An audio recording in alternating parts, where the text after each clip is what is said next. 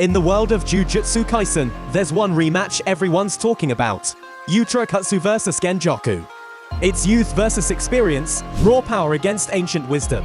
Who comes out on top? If you think Yuta can easily defeat Kenjaku, or the opposite, then this video might introduce you to a different perspective. Let's dive deep and figure it out together. Also, watch the full video to know about Yuta's domain expansion, which is actually more overpowered than you might think. The looming presence of Yuta. In the universe of Jujutsu Kaisen, few figures stir as much intrigue and debate as Yuta. In the absence of Gojo, Yuta's strength is rivaled by no one. A more nuanced reading of the original Japanese manga reveals he's described as a modern talent next to Satoru Gojo. It suggests that Yuta might rank as the second strongest sorcerer in this universe. However, Yuta's peak power has limitations. It's a ticking time bomb as Yuta can use his full power with Rika for only 5 minutes. Now let's talk about Kenjaku. Kenjaku's deceptive mastery.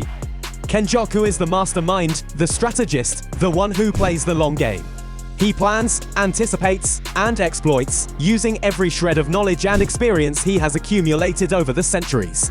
In his face-offs, Kenjaku has rarely been caught off guard. He's always a step ahead, predicting his opponent's moves and countering with impeccable timing. His basic use of curse spirit manipulation, which staggered even the likes of Choso, and the gravity curse technique are just the tips of the iceberg. These abilities are a testament to Kenjaku's depth of understanding of curse techniques and his adaptability in combat. Fearsome curse techniques. Discussing Yuta and Kenjaku's techniques is like comparing the tools of two master craftsmen. Both are versatile, but in varied ways. For Yuta, Rika is not just an ability. She's an extension of his very existence. The fully manifested Rika, combined with his diverse curse techniques, offers a well-rounded possibility for a guaranteed victory. It is mentioned in the manga that Yuta possessed bottomless cursed energy reserve. To put it simply, Akatsu has more cursed energy than Gojo Satoru, who is the strongest sorcerer alive. Yuta can also use reverse curse technique to heal damages and lend curse energy from Rika when he is about to run out. Only thing that's making Yuta second strongest than Gojo is the absence of Six Eyes. His proficiency with these techniques and the speed at which he executes them can overwhelm even the most experienced of sorcerers. Akatsu's curse technique allows him to directly copy his opponent's curse technique. While ordinary sorcerers have to fight with their innate curse technique, Akatsu can use multiple curse techniques efficiently. In contrast, Kenjaku's curse techniques are layered with complexity. Each one is refined to perfection, honed over countless battles. His domain expansion is a work of art. It's precise, lethal, and offers minimal room for escape.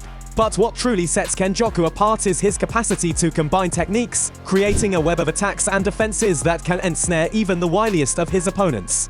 In his fights against Yukitsu Kumo, we have seen a massive showdown of what Kenjaku is capable of. In the Jujutsu Kaisen stories 206 and 207, Kenjaku shows off his abilities against special grade sorcerer Yuki, assisted by half-cursed spirit, Choso. Using a barrierless domain expansion, he messes up their game plan. A big surprise move is when he opens up his forehead to show his brain, using it to stop attacks coming his way. His main curse technique that pulls everything close to the ground like a super strong magnet, called the gravity technique. The scariest part is his mini twister attack, the Uzumaki, which he uses tactfully against Yuki to finally defeat her.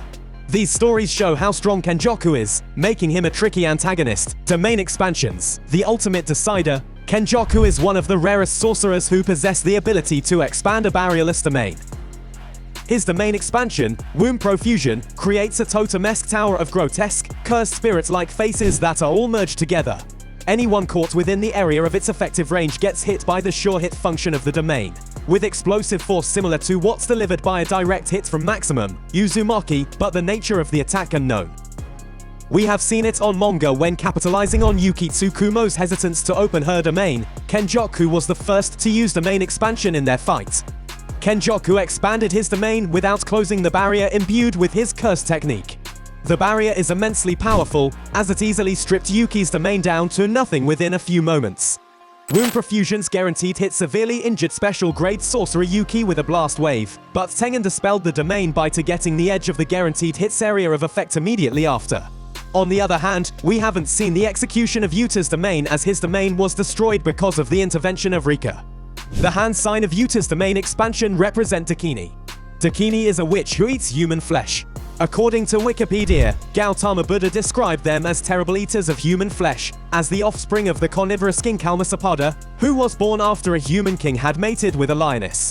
During Yuta's fighting culling game, Ishigori was thinking about the activation condition of the Yuta's curse technique. He remembered the scene where he creates Yuro's arm. We can assume that activation condition of the Yuta's curse technique must be to take in the flesh or blood of the copy target. In fact, Yuta can use the Drew's curse technique to make the trajectory of Shikigami's own domain, maybe because Yuta received Drew's blood when he killed Drew. Yuta took in Drew's blood and copied the curse technique. Yuta's curse technique must be sure hit inside his domain, so he would unconditionally copy the opponent's curse techniques when he expands the domain. Also, domain expansion has a buff effect, so Yuta's domain will allow him to get the infinite supply of cursed energy alongside the copying his opponent's curse technique. The variables: experience versus adaptability. In the Shibuya incident, Kenjaku consumed special grade cursed spirit Mahito, which means he can now use idol transfiguration. In the right hands, this technique is deadly as it can get. Kenjaku, with his experience and more cursed energy reserve, can utilize idol transfiguration to a greater height than what Mahito did in Shibuya incident. This technique can also be a decider for the loss of Yuta, as Yuta needs to be aware of his soul to dodge the attack. Even so, dodging the attack repeatedly is not an option, as we have seen with Mahito's fight with Nanamin. Kenjaku's longevity in the world of curses and sorcerers has provided him with a wealth of experiences.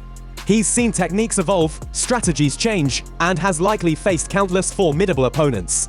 This gives him a unique edge, a depth of understanding that few can rival.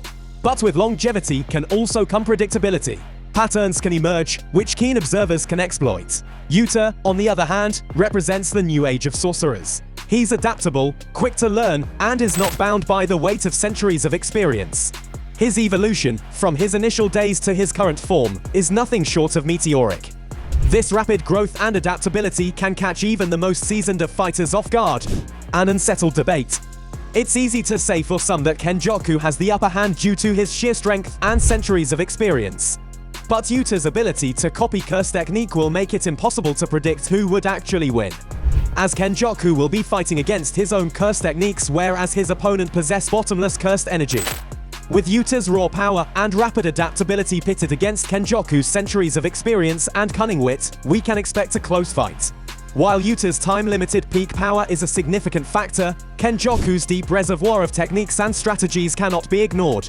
Until Akutomi decides to pit these two giants against each other, fans can only speculate. However, one thing is certain: this fight is happening within a few chapters, and it would be a testament to strategy, strength, and the desperation to decide the fate of the world. Who do you think would win the fight? Let us know in the comments.